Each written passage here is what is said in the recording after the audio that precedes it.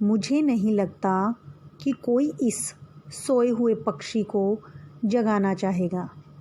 लेखक कहते हैं कि एक ऐसा पक्षी जो अपनी ज़िंदगी का आखिरी गीत गाकर प्राण त्याग देता है, ऐसे पक्षी को कोई जगाना नहीं चाहेगा।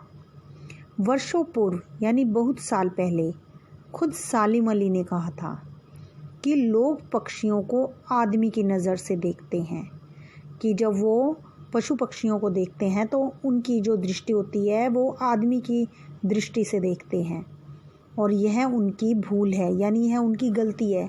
पक्षियों को आदमी की नज़र से नहीं देखना चाहिए।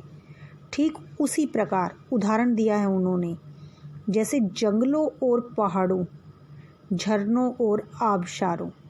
आबशारों झरने का ही पर्यायवाची होगा। आबशारों यानी पानी, पानी से भरे हुए जो होते हैं निर्झर झरने को वो प्रकृति की नज़र से नहीं, आदमी की नज़र से देखने को उत्सुक रहते हैं।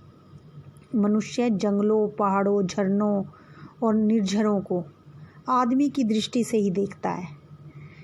वह प्रकृति में नहीं हो पाता।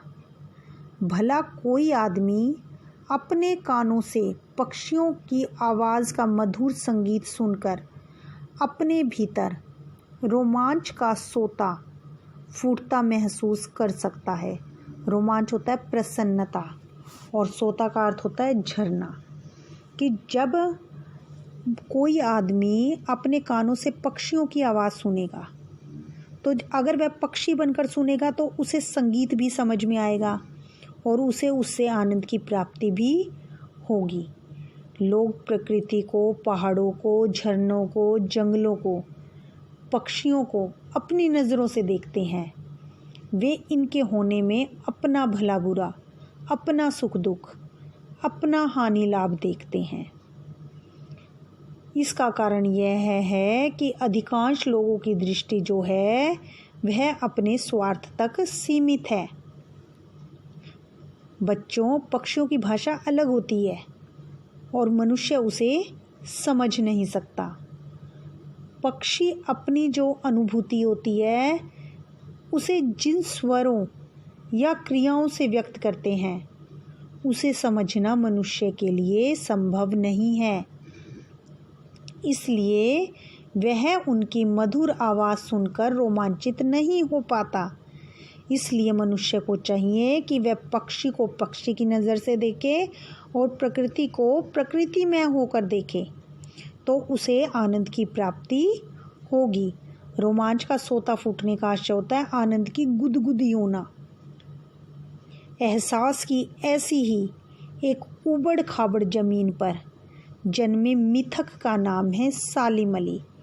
मिथक कौन होते हैं? जो प्राचीन कथाएं होती हैं उसका जो तत्व होता है उसे नए अर्थ में ग्रहण कर लेते हैं, और ऐसे ही एक मिथक का नाम था सालिम अली। उन्हें एहसास था कि पक्षियों को पक्षियों की नज़र से देखो। ऐसी ही ज़मीन पर वो जन्मे थे।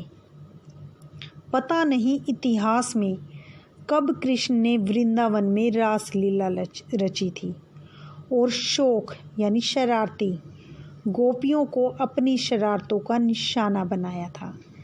लेखक कहते हैं कि लेखक को नहीं पता कि कृष्ण ने वृंदावन में रासलीला कब रची और गोपियों ने अपनी शरारतों का उन्होंने निशाना बनाया था।